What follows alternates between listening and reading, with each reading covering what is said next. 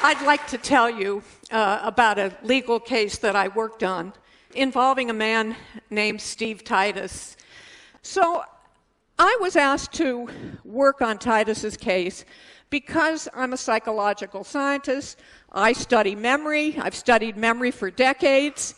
And if I meet somebody on an airplane, this happened on the way over to Scotland, if I meet somebody on an airplane and we ask each other, what do you do, what do you do? And I say, I study memory. They usually want to tell me how they have trouble remembering names, or they've got a relative who's got Alzheimer's or some kind of memory problem. But I have to tell them, I don't study when people forget. I study the opposite, when they remember. When they remember things that didn't happen, or remember things that were different from the way they really were. I study false memories.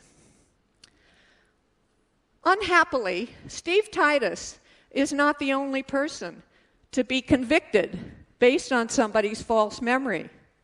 In one project in the United States, information has been gathered on 300 innocent people, 300 defendants who were convicted of crimes they didn't do. They spent 10, 20, 30 years in prison for these crimes, and now DNA testing has proven that they're actually innocent. And when those cases have been analyzed, 3/4 of them are due to faulty memory, faulty eyewitness memory. Well, why? Like the jurors who convicted those innocent people and the jurors who convicted Titus, many people believe that memory works like a recording device. You just record the information, then you call it up and play it back when you want to answer questions or identify images. But decades of work in psychology has shown that this just isn't true. Our memories are constructive. They're reconstructive. Memory works a little bit more like a Wikipedia page. You can go in there and change it, but so can other people. I first started studying this constructive memory process in the 1970s. I did my experiments that involved showing people simulated crimes and accidents and asking them questions about what they remember. In one study, we showed people a simulated accident, and we asked people how fast were the cars going when they hit each other. And we asked other people how fast were the cars going when they smashed into each other.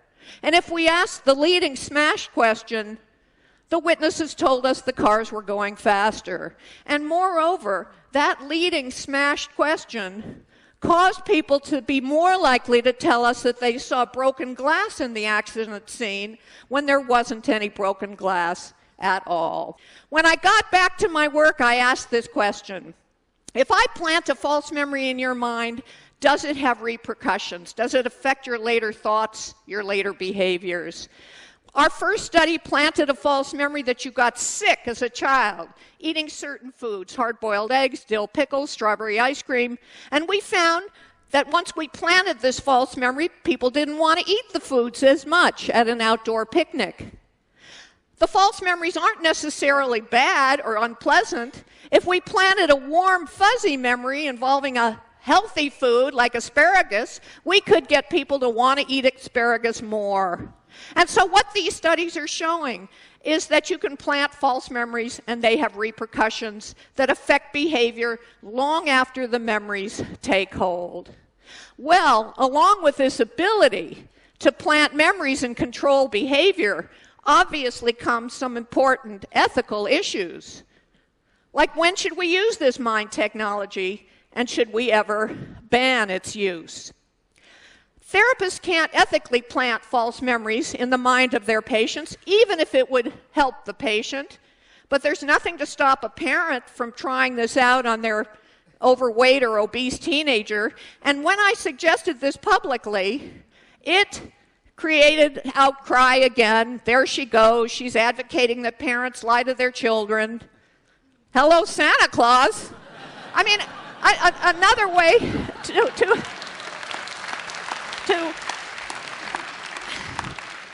another way to think about this is, which would you rather have? A kid with obesity, diabetes, shortened lifespan, all the things that go with it, or a kid with one little extra bit of false memory. I know what I would choose for a kid of mine. But maybe my work has made me different from most people. Most people cherish their memories, know that they represent their identity, who they are, where they came from. And I appreciate that. I feel that way too. But I know from my work how much fiction is already in there. If I've learned anything from these decades of working on these problems, it's this. Just because somebody tells you something and they say it with confidence, just because they say it with lots of detail, just because they express emotion when they say it, it doesn't mean that it really happened.